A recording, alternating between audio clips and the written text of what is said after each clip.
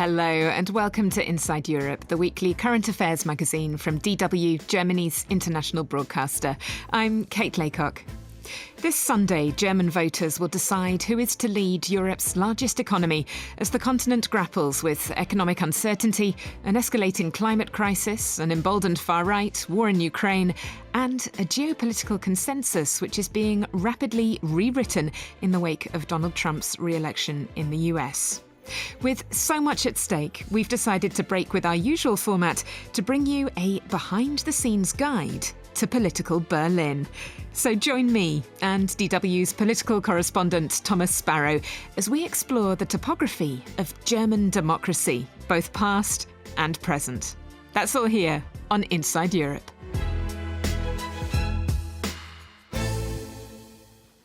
Hello and welcome to Inside Europe. I'm Kate Laycock, not in Bonn. As you can probably hear, I'm out and about this week, actually in front of the German Parliament buildings, the Bundestag, and I can see over there my guide. Hello, it's lovely to see you. Political correspondent Thomas Sparrow. So lovely to have you here. You chose a great day to be in Berlin. It's freezing cold, but it's sunny. There's not a cloud in the sky. And I see you've got your accreditation ready because we're going to see some very interesting bits about political Berlin. And let me tell you what we're going to do in the next couple of days, because we're going to go to some of the parliament buildings. We've got the Reichstag right behind us, but we're going to go to one of the most famous political hangouts here in Berlin, also not far away. We're going to gatecrash a TV studio. And there's a lot more planned for the next 2 days. I hope you'll enjoy it. I hope our listeners will enjoy it as well. Fantastic. You're going to get me into trouble, I can tell. Right. So, Bundestag, you're right. I do have my accreditation. I'm guessing it's this way. Yes. We're ready to go, and we're standing right in front of the Reichstag, this fantastic building. Every time I come here, I really look at it in awe, because this has seen so much of Germany's history. In fact, one of my favorite writers, Neil MacGregor, he said that this building here carries in its very stones the political history of the country. This is very, very inside Europe, Thomas, standing in front of the seat of German parliamentary democracy, quoting a British historian. This amazing glass dome that we can see, which is sort of, iconic. It's a symbol of transparency and democratic openness, built on top of, or at the centre of, the sort of the shell of the old original Reichstag building, which dates back to the 19th century. That was actually by a British architect, Norman Foster. Sir Norman Foster, correct. And transparency is actually a very important word when we walk around this part of Berlin, the government quarter. You will see a lot of big glass windows where you can actually see through it. Even in the dome, if you look down from the dome, you will see the plenary hall. And that was actually on purpose, because the whole idea was for the citizens to actually very literally be able to oversee what the parliament is doing. So there's a lot of symbolism. And it really is about not forgetting Germany's past, but also aspiring to an open, transparent democracy. And it's incredibly powerful, but also incredibly vulnerable. And I believe we're standing pretty much where we're standing now when something happened that American listeners may hear echoes of. It was a few months, about 5 months before the January 6th insurrection, the storm on the Capitol. We had our very own attempt to storm the German parliament, and you were here. I was actually here, this place here, so the Reichstag, and with that sign, dem deutschen Volke, so to the German people, has seen, I would say, not one Germany, but many Germanys. This has been witness to a lot of very big political events. And one happened actually in August 2020, so only a few years ago. And as you say, right here where we're standing, it was the attempt by some extremists to storm the parliament building. And behind us, we've got the steps that lead into the Reichstag. And those protesters in August 2020 actually tried to storm the parliament building. They didn't manage to go in, but obviously you can imagine that created a whole debate about it that was rejected by politicians from all parties. In fact, German President Frank-Walter Steinmeier called it an unbearable attack on the heart of our democracy. And you were there. What was that like? I was covering the protest that day, and by the way, I was covering the protests with bodyguards, which also gives you an idea of just how difficult the situation was that day. This place here is full of symbolism, full of importance, and it's also, as you say, fragile, but it has to be protected. Right, Thomas, we are just about to surrender our equipment because we're not allowed to record.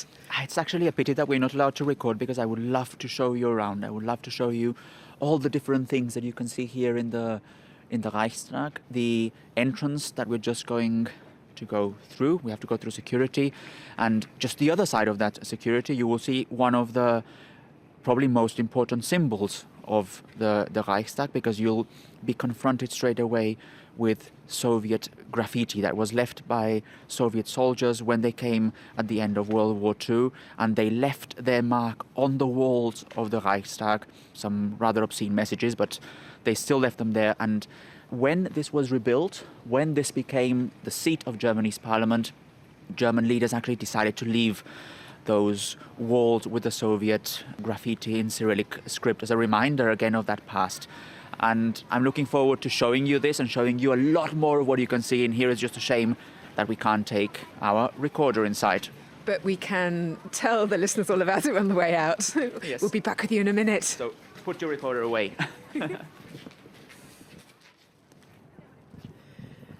Okay, so Thomas, we've just been around the Bundestag, which is very, this is a daily occurrence for you, but very exciting for me. Thank you very much. Hope you enjoyed it. I did. Well, I feel a bit like I've sort of got to see a bit of your world as a political correspondent. I was really struck actually by the sort of the symbiosis of like the media and the politicians. You had all these sort of areas where you were pointing out, oh, well, this is where we'd do that kind of interview. This is where we'd have that kind of conversation. And this was the image that really struck me as well, was coming out of the plenary cell. You have 3 doors. One, one 9, and one Enthaltung. So that's when you Abstain. Abstain. Thank you. Abstention. Exactly. So that's when a vote is taken in Parliament. And what really struck me was that there are cameras mounted just above those doors. So you've got this sort of performative nature of the vote, but also the control function of the media. Well, and that just shows you what journalists do in the Parliament, in the Reichstag.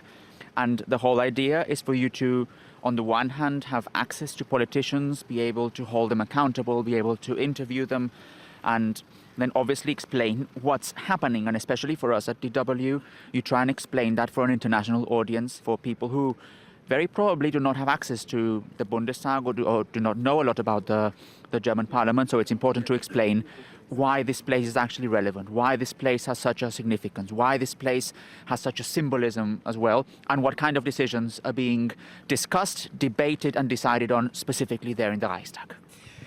So the other image that really stuck with me, well, there are 2 images, but one of them was looking down at the plenary chamber. Above us, we had the dome, so we had this sort of transparent, aspirational architecture. But below us, we had the seats spread out as they are at the moment, and the configuration of seats depends upon how many seats the different parties have in Parliament. So that's all set to change. So you're looking down and you have a semicircle of seats spread out in front of the seats where the government would be. And if the polls are correct, what we're looking at is a oppositional semicircle where that tiny little AfD sliver that we could see when we were looking down just now, after the elections, that will spread out through that oppositional semicircle and become a really significant influence in what's going on in Parliament. Well, they could actually have twice the amount of votes that they had last time round. 2021, they had around 10% of the votes, and we're looking at polls now where they have around 20% of the votes. So that all has to do with this structure of this building that we visited. We visited different floors of it. So we went to where the different parliamentary groups actually meet. So the Fraktionsebene, we went to where the visitors actually sit when they visit one of the sessions, so the Besucherebene. We went to the Plenarebene, so we have the plenary one, where you mentioned also the introduction with where the MPs actually go out to vote if they want to vote in favor or against, or they want to abstain. And you have above it all this dome, which we also visited. And it's actually from the dome that visitors can actually look down and see what's happening in the plenary hall when they're in session. Obviously now MPs are not in session. They're busy in their own constituencies, hoping to get some of the votes running up to the election in a couple of days. But that idea that you have the people from above actually looking down at what's happening in Parliament was also part of the design of that dome. The idea basically that it's also for the people to oversee what's happening in Parliament. And I like all this symbolism of it. And once you spend some time here and you walk through these different halls and you go through these different floors, and I've done that a lot, every single time I'm still amazed by what this building means, you understand that that political reality is also political reality that may change. And that's why a lot of politicians here, a lot of analysts as well, a lot of organizations are actually concerned about what might happen in the next few years. And we're going to be discussing that, Kate, also as part of a political Berlin tour. Are you cold, Kate? Of course. This is actually such a strange political campaign, because normally when you have the German elections, they're in September. So you wouldn't be wearing any of these gloves, so you wouldn't have a little snow here. And it's also been a incredibly compact political campaign, because after the coalition collapsed in November, this has been an extremely untypical German election. Hopefully also an interesting one as well. And we're walking now, and I think this is very interesting. We've just come out of the German parliament, and we also see a glass panel, and it has the first few articles of Germany's basic law, otherwise known as Germany's constitution. And this is another of those reminders, another one of those important symbolic meanings to understand Germany's democracy, to understand the basis on which Germany's democracy stands. And it's something for both the politicians that are inside, but also for the people that are just walking past. And you have, for example, Article 5, which is particularly important because it talks about press freedom, about freedom of expression. But you also have Article 1, so Article 1, which it says in German, and that's the first sentence, Die Würde des Menschen ist unantastbar. So human dignity shall be inviolable, and to respect and protect it shall be the duty of all state authority. So again, it's not only for politicians inside, it's for everyone outside to understand this basic law and what it means for Germany, not only in the past, but especially also today. Our journey through political Berlin continues in just a minute. That's here on Inside Europe with me, Kate Laycock, and Thomas Sparrow, DW correspondent in Berlin.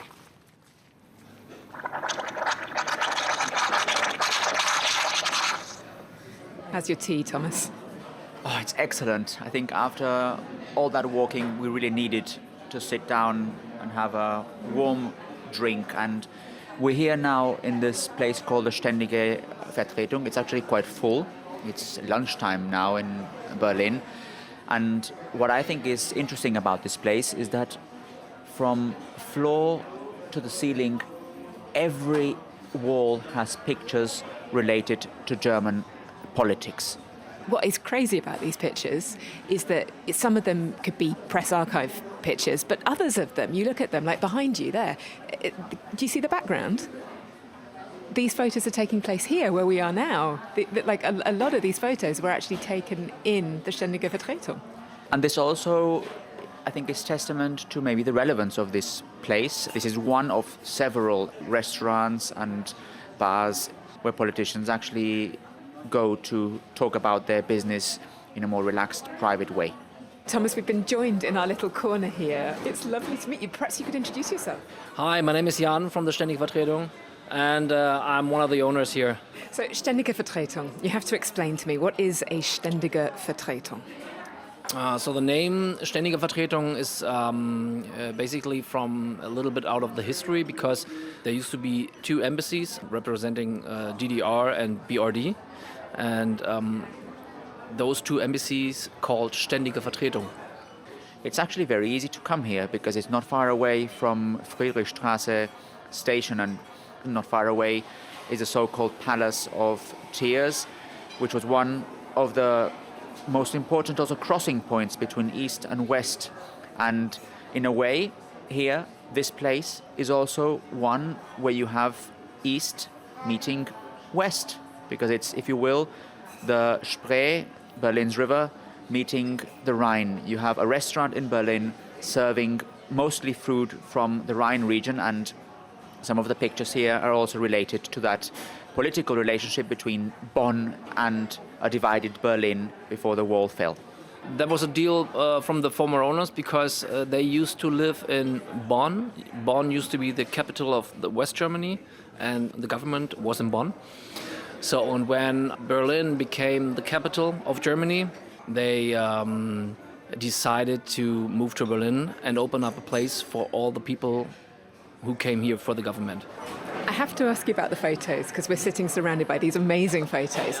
Do you have any favourites, and have you made any additions as well since you've been here? We have some new photos on the walls with several politicians. So this guy is Hubertus Heil over there. He's still the minister of. He's from the SPD, but it's for you know the work labor. Is it labor? And over there, this is Marco Buschmann over there. He's our justice minister. And Christian Lindner, he used to be our. I spotted him in the corner. There, yeah, he used to be our finance minister, but you know he went out of the Ampel government. This Sunday is a very, very important day for us, and this place is going to be packed. Yeah. I was going to ask you about that Sunday election in Germany. What happens here in the Ständige Vertretung on Sunday? It's crowded. This place will be crowded. We're going to do a public viewing. We have our beamer over there. We have our TV over there. We're going to put it on the speakers in the restaurant.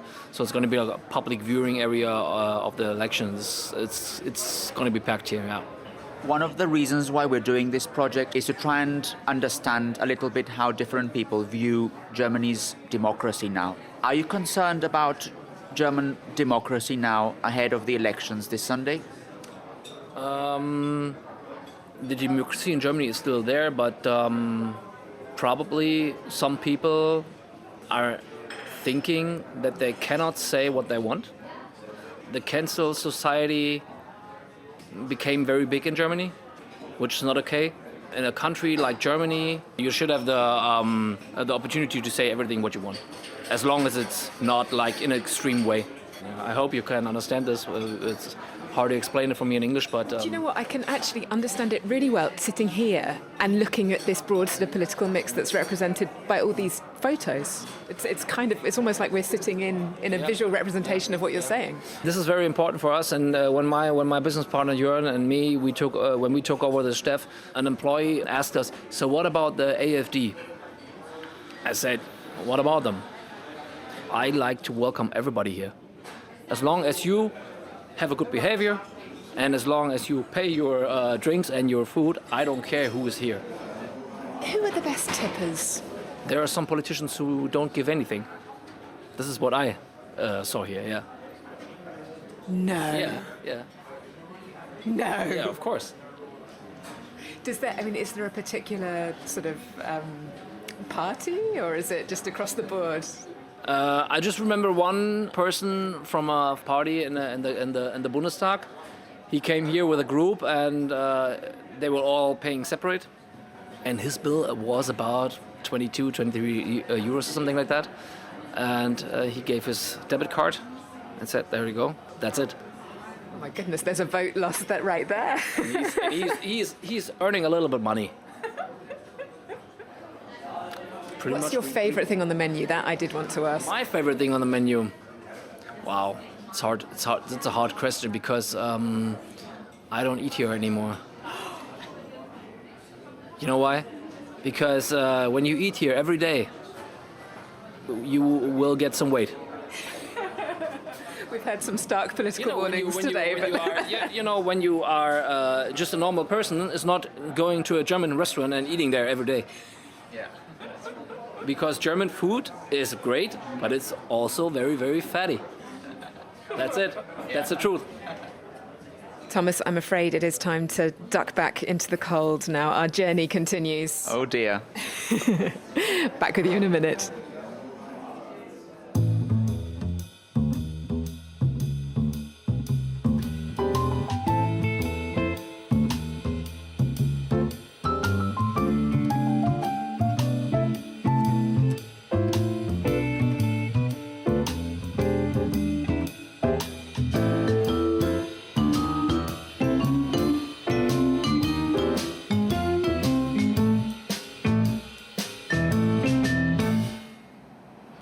What's next on the tour, Thomas? Well, we're standing in front of the Federal Press Conference, again, not far away from the German Parliament, and it's here where many of the press conferences actually take place. And this Federal Press Conference has something particularly interesting, I think, because it's not the politicians who actually get to invite the journalists for press conferences, but it's actually the other way around. The members of the Federal Press Conference, and there are about 900 members, are actually the ones that invite the government spokespeople 3 times a week to actually answer questions right here. Let's go inside and have a look. Brilliant. There is actually a press conference going on right now, isn't there? Indeed, there's a press conference going now. The topic is, I think, Afghanistan. We obviously can't go into the press conference, but we can have a little sneak peek through the glass window. So let's just check. There they are. That looks all very official. Oh, and I know that room. I've seen that on TV. You've seen that room on TV because there are plenty of press conferences that actually take place here, and there's a blue wall which is very famous, and it's from that blue wall where many politicians stand or sit to give their press conferences. And it was in 2015, right here in front of that blue wall, that Angela Merkel said her famous sentence, "Wir schaffen das," or "we will make it." It was at the height of the refugee crisis, and that sentence marked her chancellery. Very different political climate now, as we're going to find out, because we're about to gatecrash the Berlin briefing studios. Well, it's the Hauptstadt studios. So you actually spend a lot of time here. I spend a lot of time here, yes. And actually, every week when we speak, most of my lives that we do are from the DW studio right here. But it's not only DW. I mean, you can see a list right here. There's a big board which says Bundespressekonferenz with the 7 floors and all the different media outlets. Not only Deutsche Welle on the 7th floor, but also, help me. You got Dow Jones, Wall Street Journal, Financial Times, Guardian. Turkish television. You've got Euractiv. El País, Radio France International. Associated Press, very Associated important. Press. So lots of media outlets that have their parliamentary coverage from here. It basically means that those who work here can actually go down to the where we're standing now, and then just walk up the stairs and into the press conference hall when there's a press conference happening, as we just see right now at the other side of this glass window. Right, let's go up.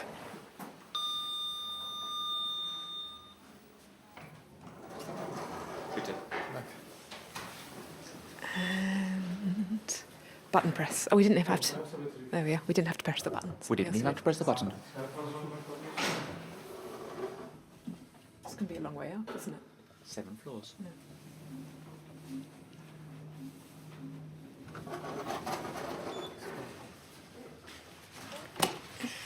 Right, well, that red light is on the recording studio. I'm guessing we can't go in? No, we can go in. Let's go in. You sound very confident. You sure? I'm sure. Yeah, okay. Right.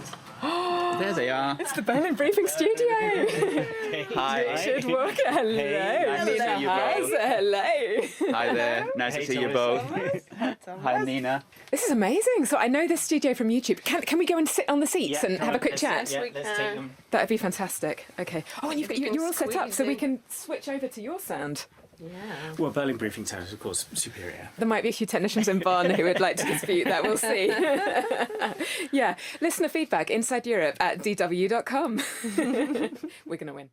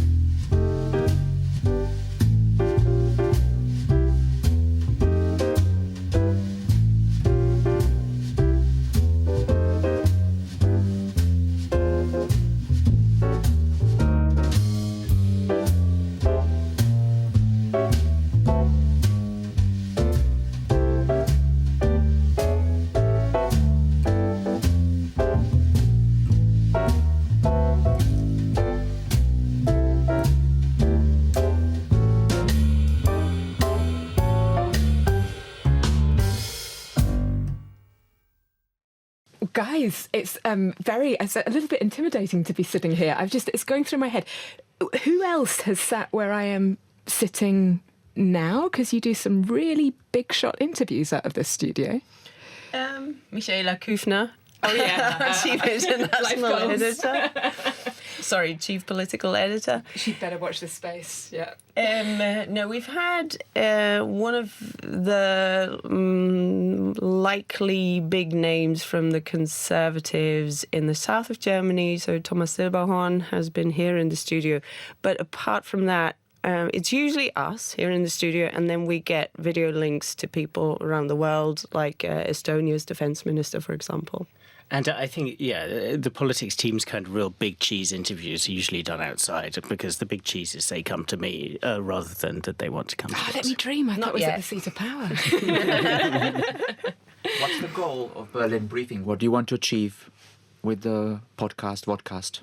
You know, we felt, when was it, Richard? I think about a year and a half ago, that Germany was going to be very much in the focus of attention worldwide because so many things are happening. You know, everybody knows the term Zeitenwende now, so that seismic shift. And people around the world are wondering, what is the world's third biggest economy going to do with all those challenges? And we felt that there was a gap, you know, with Russia's war of aggression against Ukraine and the positioning of the German government. We felt there was a niche for us in terms of getting more people informed week by week on what is happening here.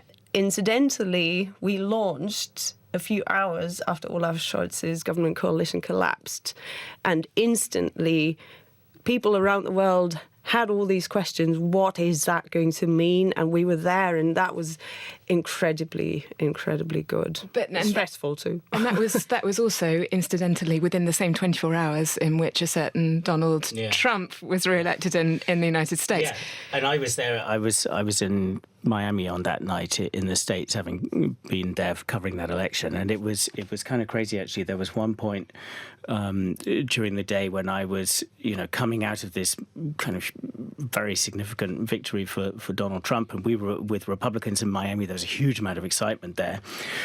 And then just kind of looking across at what's going on in Germany, it's like, wow, actually kind of German politics are crazier even than US politics right now. And that was quite a thing. But I guess then the other thing I would just say to people listening to this right now is we take the briefing part of the title seriously. Mm-hmm. Right, so that's the question I wanted to ask, because in a world in which news is coming at you so fast and the stakes are so big, how do you manage to keep track for yourself on what feels important, where the real story's at, and to not get distracted and to stay sane as well? How do you? How do I? Yeah. Well, I've got I have quite a cushy job because I'm on a weekly news cycle. I have time to breathe.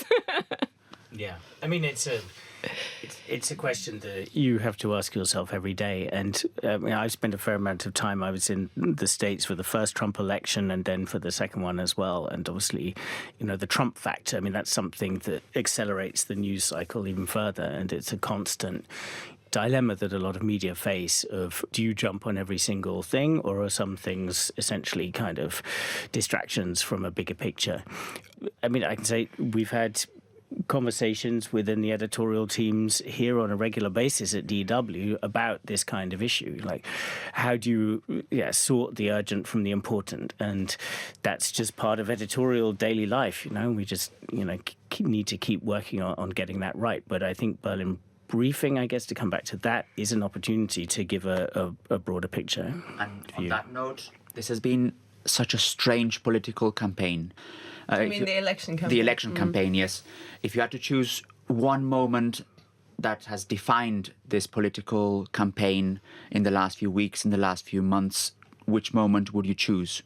Wow. It was obviously the week where Friedrich Merz from the Conservatives, who looks very likely to become Germany's next chancellor, against many people's advice, took a motion into Parliament and said, I don't care who's voting with me.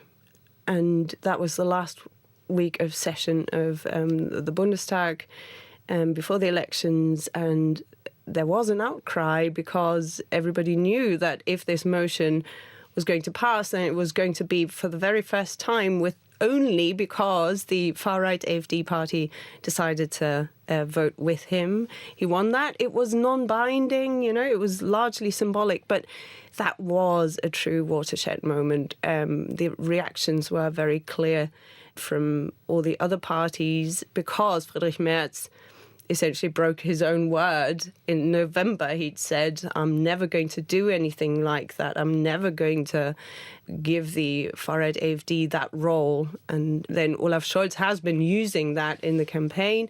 Interestingly, it was a watershed moment to watch for all of us. And everybody was waiting for the polls, for the next polls after that moment. And then not much happened. Yeah, I mean, I think there are some who say that it's a watershed for Berlin bubble and less a watershed for the wider public, and there's polling suggesting that the public was pretty evenly split about whether that was a good move or a bad move. But I think then I would jump in with a kind of international connection. I really mostly focus on international politics, but obviously with a strong interest in Germany too. But this weekend we had J.D. Vance at the Munich Security Conference. We were all there in Munich. A lot of us were there. And, his speech... And we produced 2 special episods. Let's not forget that. People can still listen to that. This is a real plug, I think, isn't it? Got to use your opportunity. So, that speech, which everybody expected to be a bit of a lecture, but about defense spending and standing up on your own 2 feet, Europe, after years of free riding on American security. And that is a lecture that the Europeans kind of know that they deserve because that's exactly what they've been doing. But instead they got a lecture about free speech, and this kind of opened up this sort of feeling like, oh, there's a greater cultural and political gulf opening up across the Atlantic. A gulf that has it's been there before. We've had feelings of and vibes of it in the past, but it feels bigger now, So I don't know if you remember that book, America's Mars and Europe is from Venus, yeah?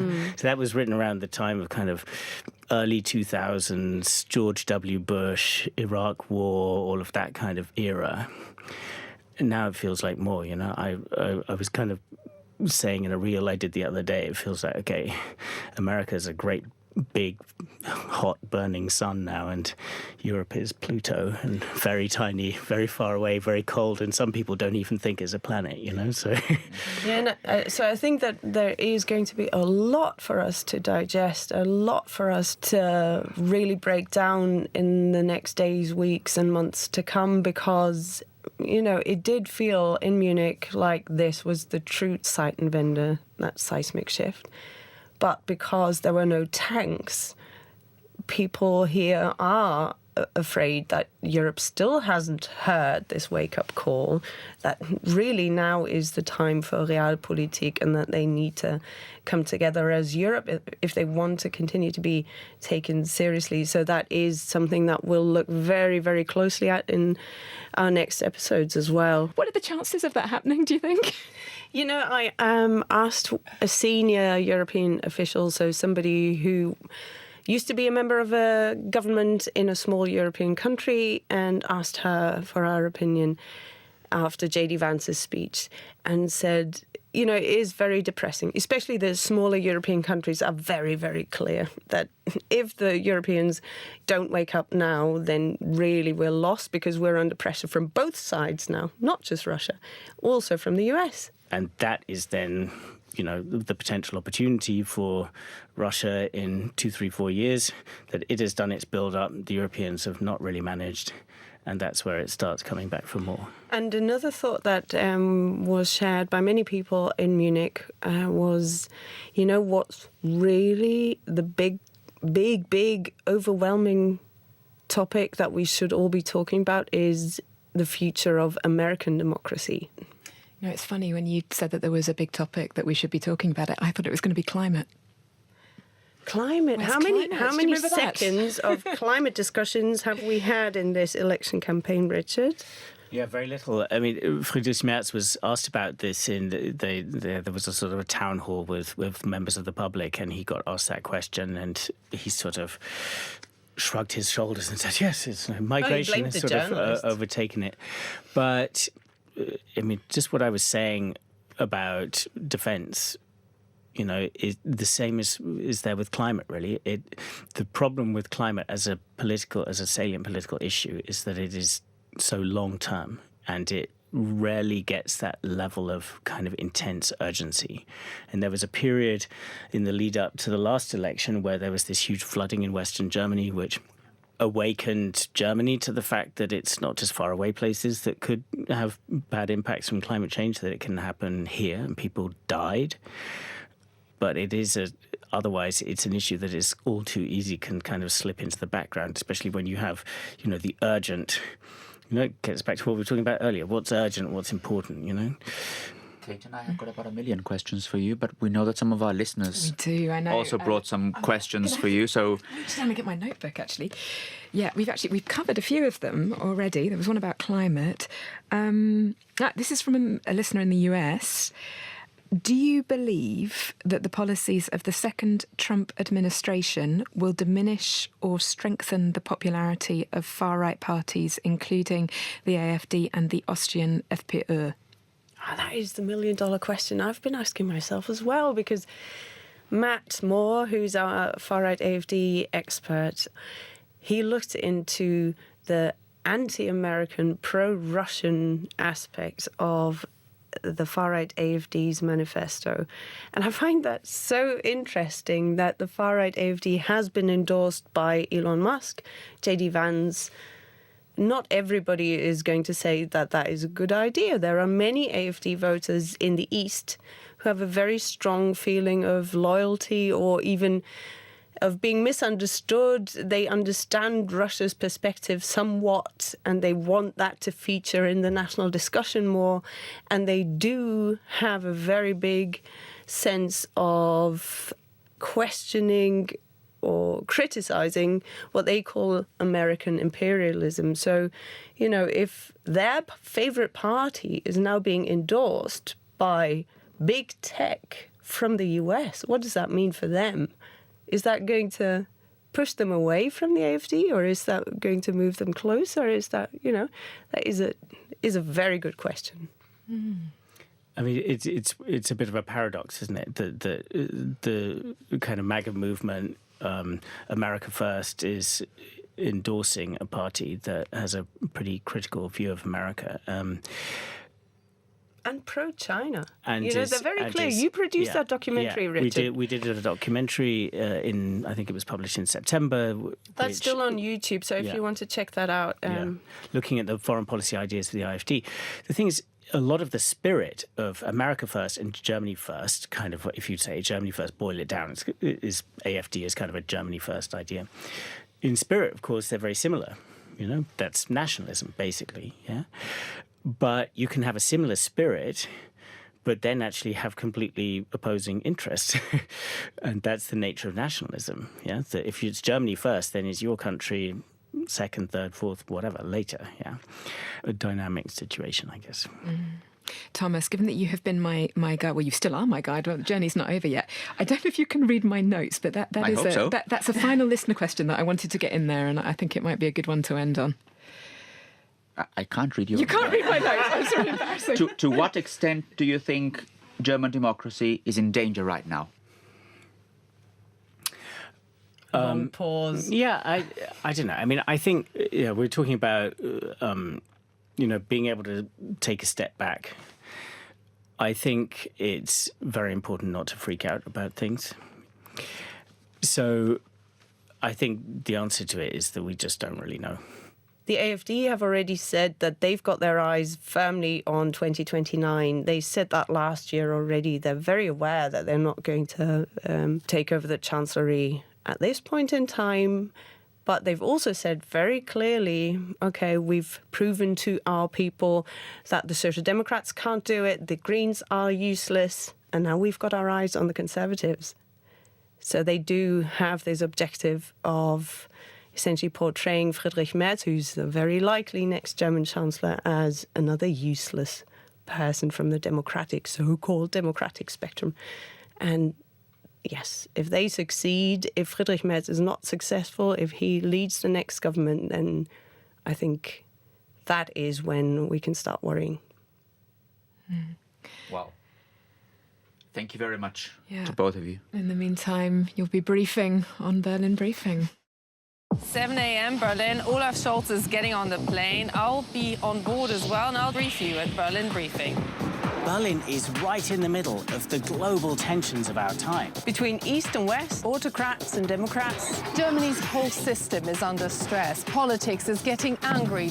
We break it all down with experts and political players. We decode what it means for you. It's all in our new podcast Berlin Briefing on YouTube. and wherever you get your podcasts. You're listening to Inside Europe, where Thomas Sparrow and I are coming to the end of our tour of political Berlin. We left the Berlin studios with a sense of the stakes, a sense of this as a moment in German, even European, perhaps even global history. We're going to end at the German Historical Museum. And we're walking now towards the German Historical Museum. In fact, we can already see the building ahead of us, and there's a big sign which says roads not taken, or things could have turned out differently. That's an exhibition here at the German Historical Museum. We're going to speak in a minute to the curator of that exhibition, and I'm really interested in what we'll find in this Roads Not Taken exhibition, because it looks at turning points in German history, and it specifically analyzes what might have happened if they had turned out differently. That's actually a very, I would say, unusual approach for a history museum, don't you think? Let's take a look. Let's take a look. Hallo. Thomas Sparrow, freut mich. Hi, Frau Leon. Hi. Hi, Julia Frank. Thomas Sparrow. Freut mich, Sie kennenzulernen. Freut mich ebenso. Ja. Schön, dass Sie da sind. Dankeschön. My name is Julia Franke. I'm working at the German Historical Museum, or Deutsches Historisches Museum, as a curatorial team member for the exhibition Roads Not Taken, and I'm the head, or one of two heads, of the collection of everyday culture objects. So, we've walked in. What am I seeing? For the first thing, you see an iconic photograph of the year 1989. So we're standing in front of a picture of the Berlin Wall and the Brandenburg Gate. And in 1989, many people in East Germany went to the streets to protest against the communist regime, and that ultimately led to the fall of the Berlin Wall. But, Julia, it could have gone very, very differently.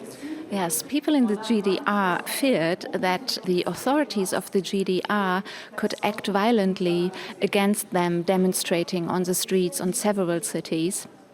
And so there was the scenario that the police, the army, and so on of the GDR would act like the Chinese Popular Army, Chinese army in Tiananmen Square. So Yeah. they thought that we might be seeing Tiananmen Square happening Yeah. in the heart of Berlin. Yeah, yeah, that's it. Wow, that's an incredible insight into a history that never happened, or that happened differently.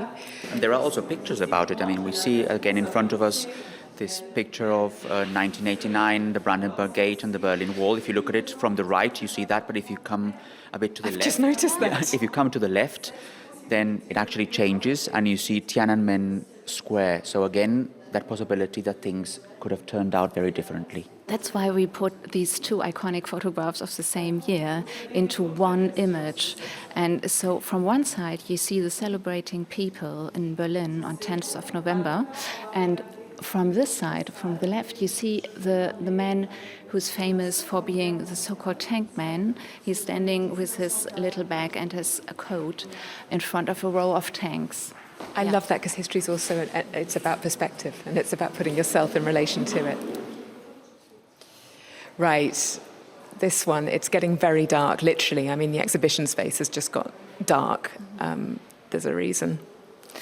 Yes, we have in the center of our exhibition, we have two turning points with a dark floor, and these are concerned with the Second World War, and these are concerned with two dates, with 1944 and 1945. And now we are standing in front of a big installation, a curtain. Curtain? Yeah. You're just putting your hands through it, Thomas. What does it feel Yes. like? Well, soft, but it's intriguing why there's a curtain here. It's little strands, isn't it? Yes. And they sort of hang Various together. colours. Yeah, and if you look at it from afar, you can also see an iconic picture as well, and that's the explosion of an atomic bomb. Can you just read that here? It was only for a solidly built bridge that Germany was not the target of the first American atomic bomb. I think the thing that I find mind-blowing about this section is that you have something as big as an atomic explosion, but it hinges on something as small as one little bridge. Yeah, the Wehrmacht wanted to destroy the bridge. In the end, it stayed, and the Allied forces could walk or could pass the river over it, and then the advance of the Allied troops went much faster than expected. Mind-blowing. It's really, the bridge that decided it all, basically. It's what this picture in front of us says. Die Brücke der Entscheidung. Yeah. Thomas, I suspect there is one last stop that you would like to get into this tour. Am I right? I don't know. Let's have a look. Yeah. I thought you might want to the rumour section with your misinformation. Where is the rumour interest. section? It's here, because here we have two turning points how Hitler could have been prevented. We look closely at the last days of January 1933, and our scenario here is depicted by means of a rumor. So we can sit inside into this big... Oh, I hadn't noticed that. Wow, that's seating. I thought that was part of the display. This is the rumour. Yeah. And what's it telling me? Can you hear, Thomas? What's it telling us? I can't hear very well. Der Reichspräsident. It's like people are whispering in my ear. Yeah. Yeah. The idea is that you can sit here and listen to the rumor, and then it becomes clearer what the fear in these days were. What's the rumor? What are they telling me? Oh, yeah. There are several aspects of the rumor, but it was feared that there would be a military dictatorship, and this should have been prevented. And so Hindenburg, the Reichspräsident, feared that there would be a military dictatorship, and they were under pressure. And this is also why this rumor was so powerful, because they were under pressure. And then he said, when... So a military dictatorship from the left? What are they fearing? No, from the far right. And so the scenario here is, if a new government has not been formed by 11 o'clock, the Reichswehr will march. A military dictatorship under Schleicher and Hammerstein is threatening to be formed. So you're scared of a military putsch, so you invite Hitler in because you think that he's going to be the strong man that you can nevertheless control, and this is going to enable you to take control of a situation that wasn't even real. Yeah, that's it. And even the National Socialists themselves, they didn't expect that Adolf Hitler will be appointed for Reich Chancellor. So this is why this turning point is called a miracle, because at that time, the Nazi Socialist Party, they considered it to be a miracle themselves because they didn't expect it.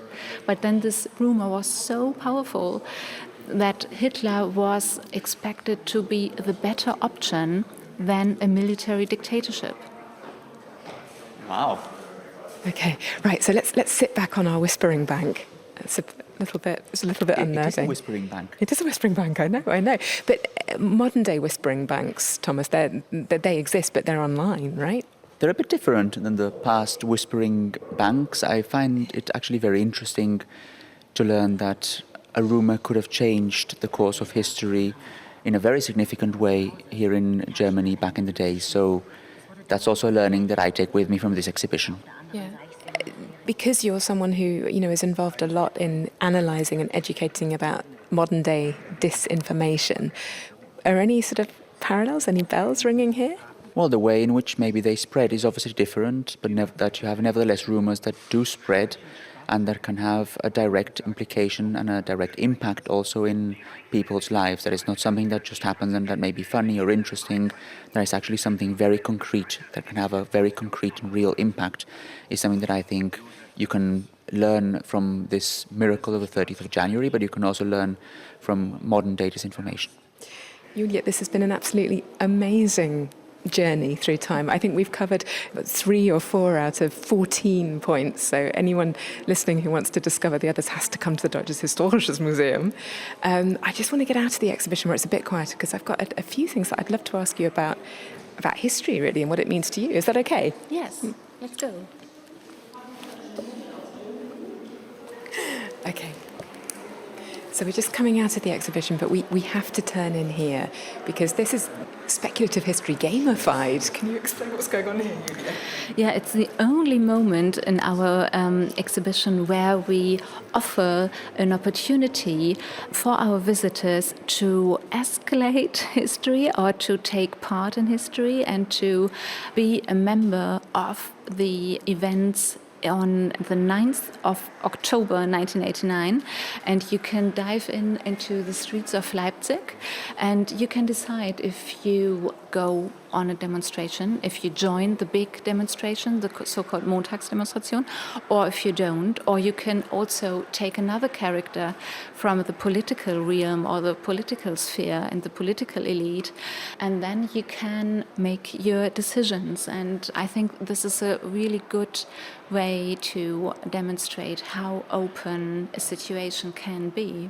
I love this because what you're doing is you are dropping yourself into history via this game interface, and you are making individual decisions, and you can see how they ripple out and have consequences much bigger than yourself. But of course, we're in history. You know, we can drop ourselves into events, and we do have agency. And I feel so excited by that, because at the moment, I think there really is a wide consciousness of being in history. But that sense of agency, the fact that we have the possibility to shape and influence events, is often really lacking. Yeah, you have agency. You can do things. You can vote. You can go to a demonstration, and you can also be engaged in a political party or a non-governmental group, an organization. And there are so many ways to, influence the course of history. Julia, thank you so much. You've given us so much to think about. Yeah, thank you so much for your interest in our exhibition and for having me today. Thank you very much, Julia. Right, here are the doors, Thomas. Out we go, leaving the past behind. Leaving the past behind and out again. We can see cold Berlin. The sun is still shining, which is very good. I'm still trying to sort of find the correct words to describe what we learned just now about German history and how things could have turned very, very, very differently. I don't know what you felt about it. I feel like I've just stepped out of the past and into the present, but that I'm still very much in history, and that history is messy, and that there is and will always be all to play for. What a journey it's been. It has indeed. Thank you for being my guide. Out of the past, into the present, but still in history. Hereby ends our journey. This special edition of Inside Europe was produced by me, Kate Laycock, with help from Thomas Sparrow. And in Bonn, Charlie Shield and technician Gerd Georgi. My thanks also go to sound technician Boldred Semke in Berlin.